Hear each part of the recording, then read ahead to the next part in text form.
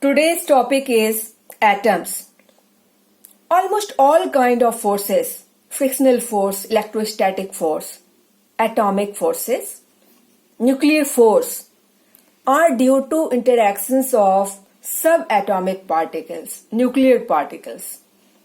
Also, almost all the chemical reactions are due to interactions of these subatomic particles. So, study of atom is very essential, and it was J.J. Thomson who first of all gave atomic model, and for that he did an experiment by taking a vacuum tube and he arranged perpendicular electric and magnetic fields. He placed cathode and electrode plates for providing electric field, and he took circular current carrying loops so that a magnetic field perpendicular to electric field can be applied in this way. So if electric field was applied along perpendicular y direction, he applied a magnetic field in z direction. And you know that magnetic force is equal to QV cross B. And when you will find the cross product of V and B, the direction of this cross product is along downward direction, along negative y-axis. When you will use screw rule, when you place a screw here and when you just move the screw from V to B, you will find direction of magnetic field along negative y-axis. So the two forces QE and QV cross B are opposite to each other. The two forces are opposite on these charges. Now these charges are coming from cathode. They may be coming from within the cathode. They may be coming from the surface of cathode itself. So they will have different velocities. Now, when the forces are equal for some of the charges in the radiations, then they will have a certain velocity such that Fb is equal to Fe, Q is cancelled, and this V for some particular charges, not for all charges, is equal to E by B. So when velocity becomes equal to E by B, then the forces on these particles become null, because then force magnetic, and when this force electric goes along left hand side, the net force becomes equal to 0. And when net force becomes equal to 0, then the particle will go undeviated. So when he applied only electric field and not the magnetic field, the particle was deviated along positive plate. This showed that the particles in the radiations are negatively charged because they are attracted towards positive plate. And the particles have different velocities in this radiation. Those particles which has this velocity equal to E by B, those particles will go undeviated when the two fields are applied, electric field and perpendicular magnetic field. The particle will go undeviated. This device is also called velocity selector, because all those particles with same velocity will passes undeviated. Now, the kinetic energy of such particles is equal to half mv square, and we know kinetic energy is equal to Q into V, charge into potential. This is your energy of applied electric field, QV. Here V is potential. So from knowing V from this equation, V is equal to root under 2QV. This capital V is your potential. divided by m.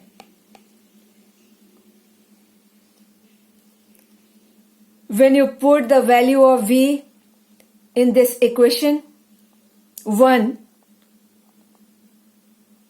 you find root under 2qV. Here V is potential by mass of the particles is equal to electric field by magnetic field. And from here you find charge to mass ratio. This ratio is very important. This ratio comes equal to E square by B square into 2V. Now J.J. Thomson found that the charge to mass ratio for all the particles coming from any element as radiation are same, whatever be the kind of excitations. If it is thermoionic emission, or it is photo emission, or it is field emission,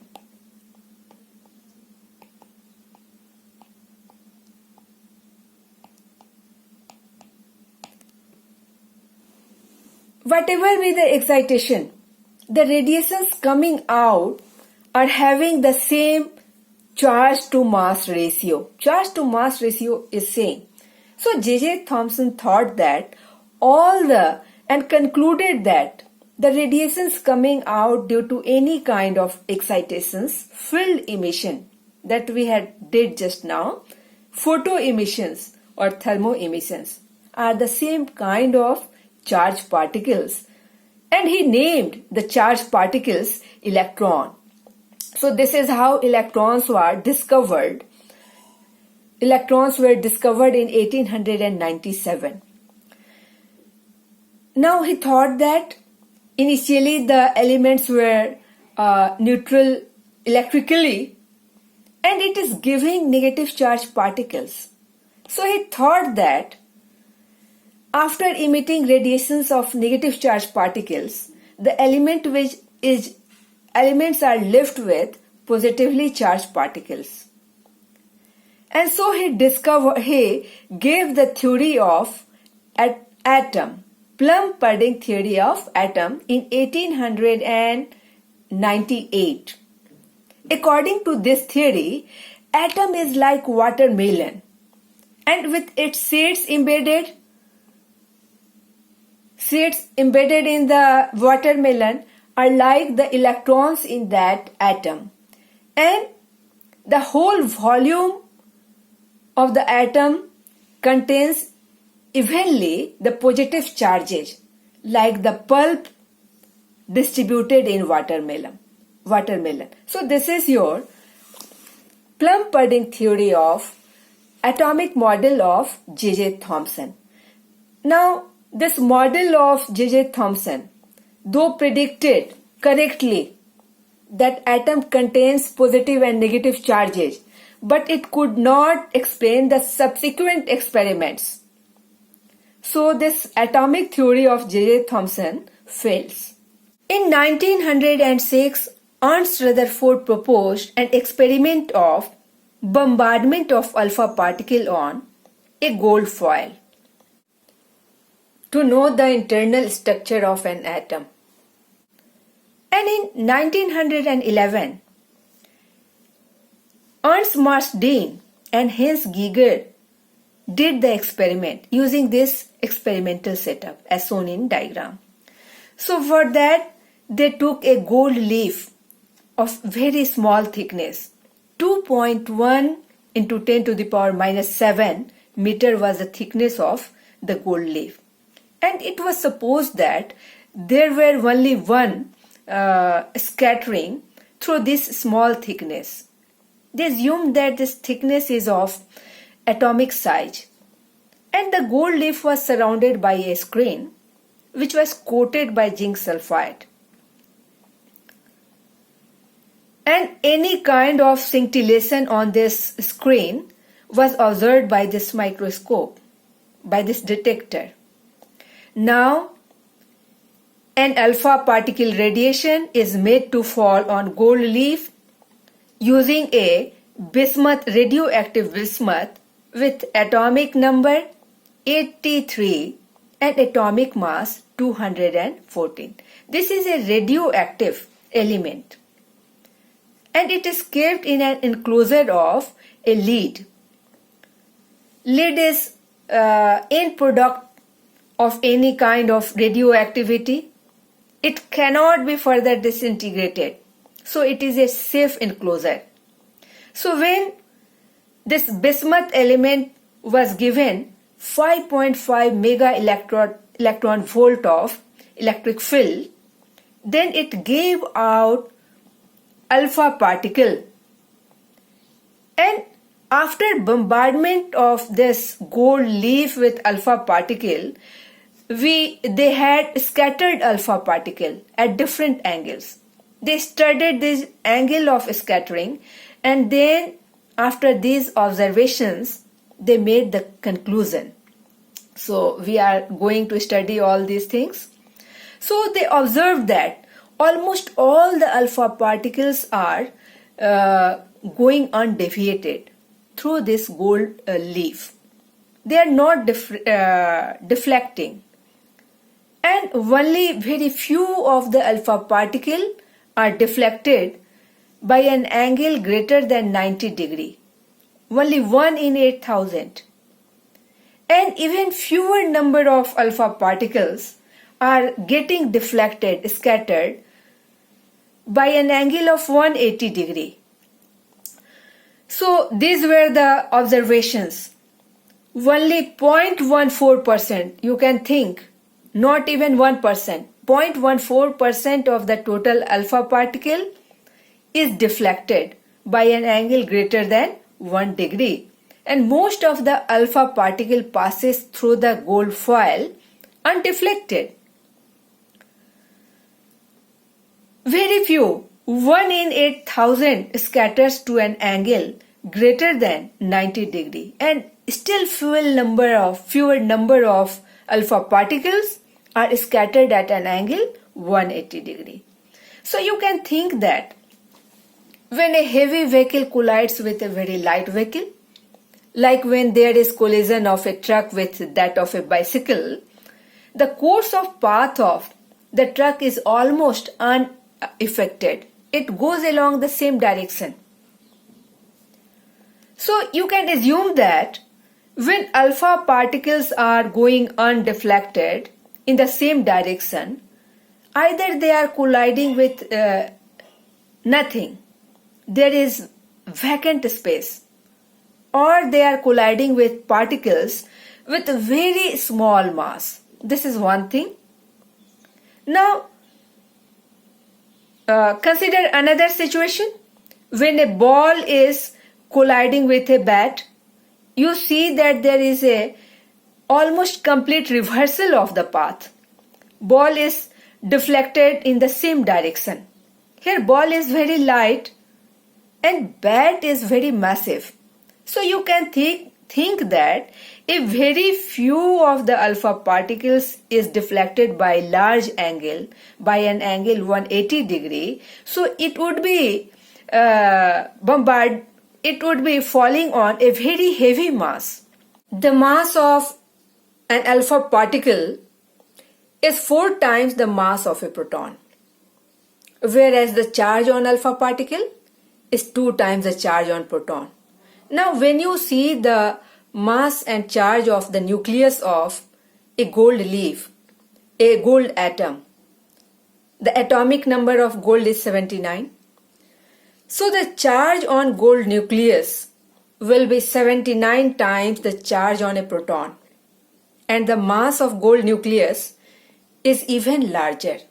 It is the total mass of proton plus total mass on neutrons, that is equal to mass number.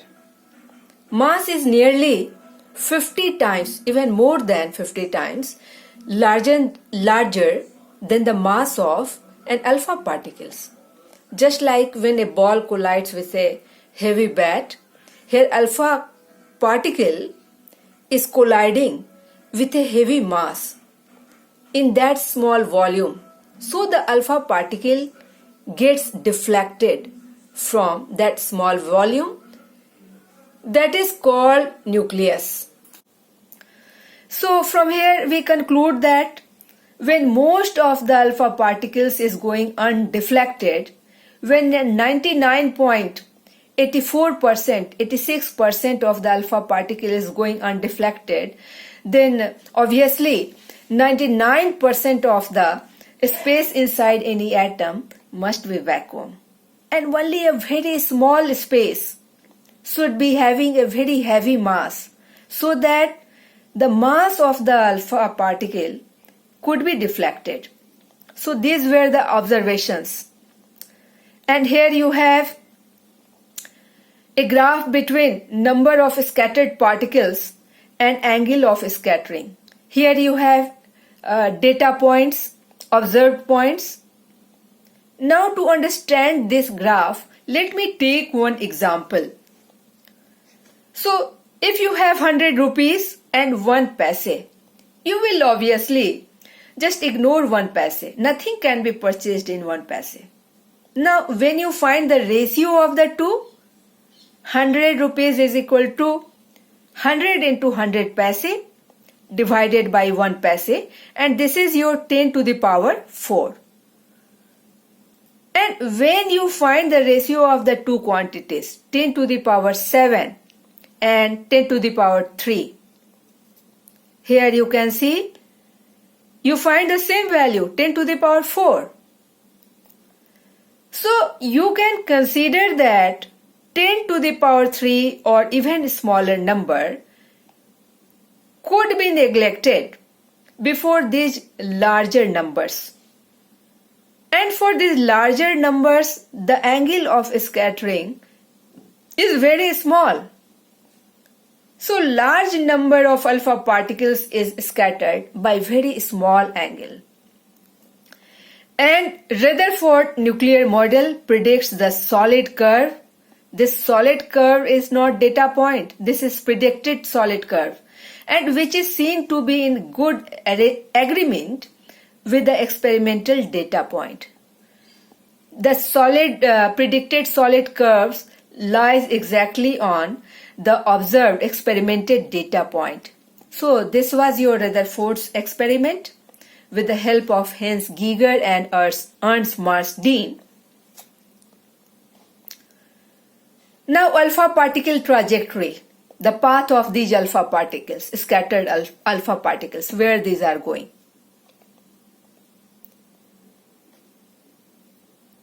Alpha particle trajectory. So when alpha particles are bombarded on a target nucleus, you will find that the scattering angle is a function of impact parameter. What is impact parameter?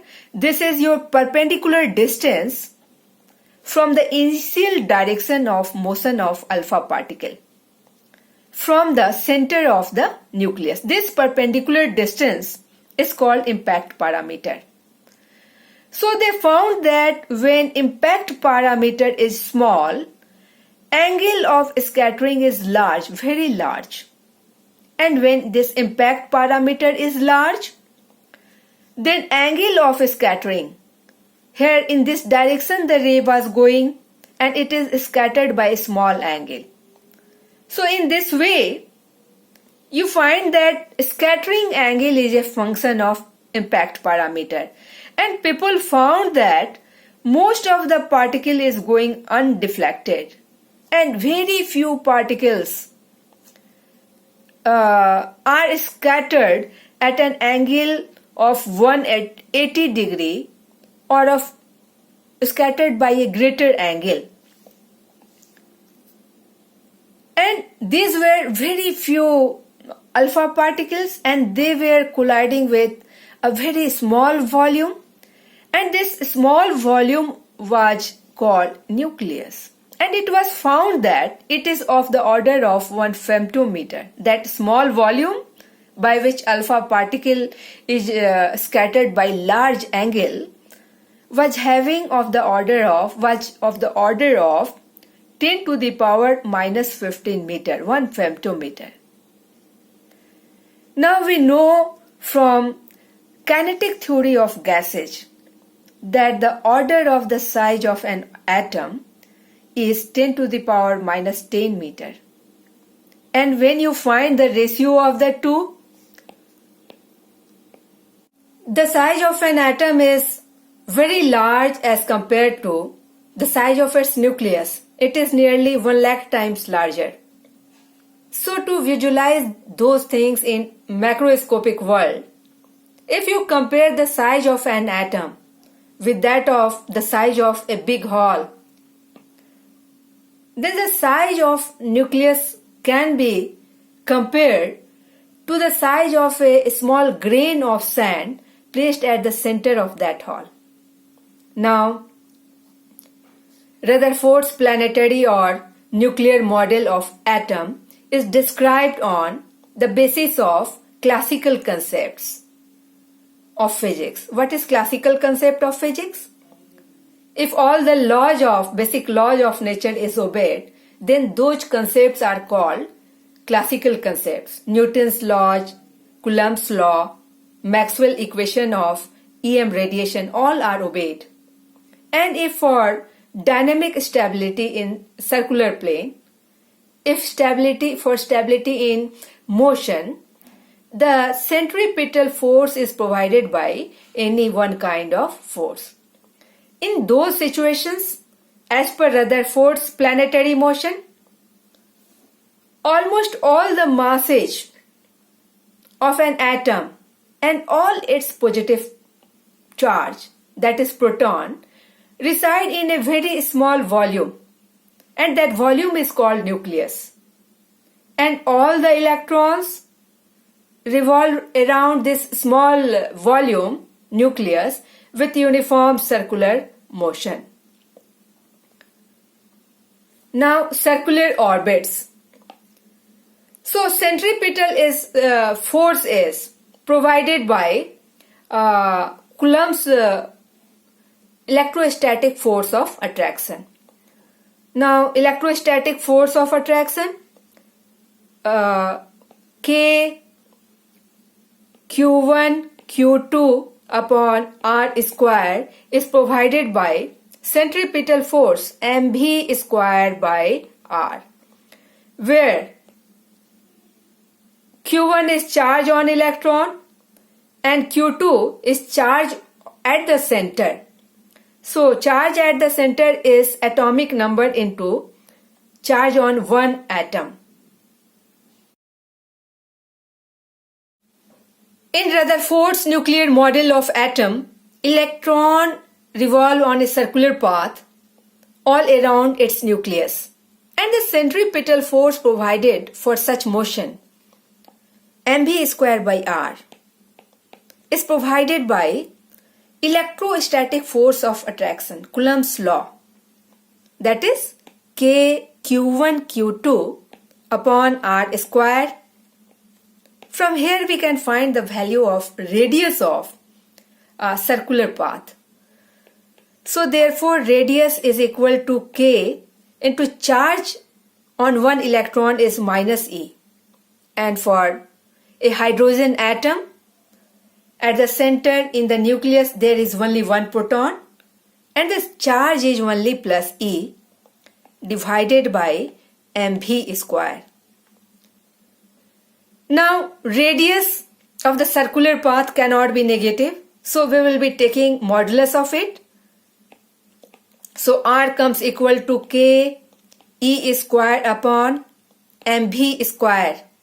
So you can see that radius is inversely proportional to square of velocity. If velocity is large, radius is small. So you conclude that for smaller orbits,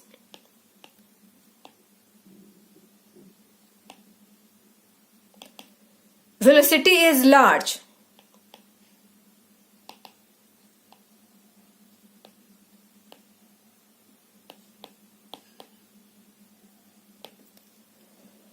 In the similar way, you can find the value of kinetic energy of the moving electron in an atom. So you know that kinetic energy is equal to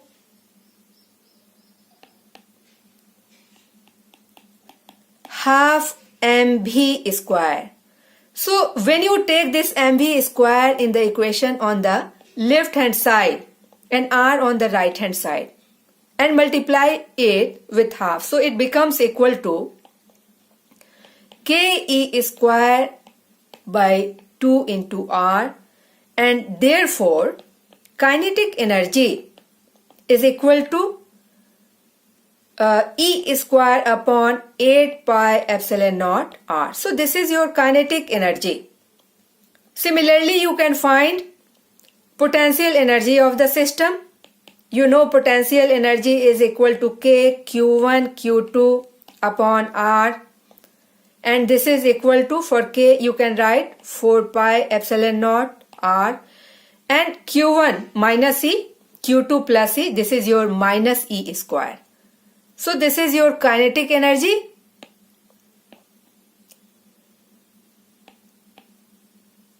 And this is your potential energy. Now adding the two, you can find the total energy of the system also for one electron. So total energy of the system is kinetic energy plus potential energy, and this is equal to 8 pi epsilon naught r. Here you have r.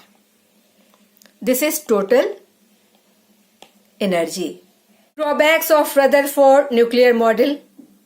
We know that in Rutherford model an electron revolves with uniform circular motion along its nucleus. Now, due to its revolution, its velocity is not constant. It is accelerated. And we know that in Maxwell's equation, an accelerating electron emits radiation. An accelerating electron emits energy. So, when energy is continuously lost, it should fall in the nucleus. But in practical life, we do not see any atom is vanishing, any atom is collapsing, and so that objects, living or non-living, are collapsing in a matter of time. We do not found any object, any chair is collapsing. So here Rutherford nuclear model fails. Now second one, Rutherford nuclear model emits continuously energy in the form of EM radiation. So the spectrum which is obtained, and we know spectrum, when white light passes through a prism, we view very colorful pattern of light, and this is called spectrum. And every radiation has a spectrum. So if the energy is continuously emitting, so the spectrum obtained by this radiation also should be continuous. We can obtain spectrum by taking any prism or any diffraction grating, but we found that the spectrum is discrete lines. These are not continuous. Here energy is emitting continuously, but the spectrum is discontinuous, discrete lines. So here Rutherford model fails. Now a spectrum of an atom as simple as hydrogen, which is having one proton and one electron. So it should have one or two discrete lines, but in its spectrum it has several discrete lines, and Rutherford model could not explain these many discrete lines in its spectrum.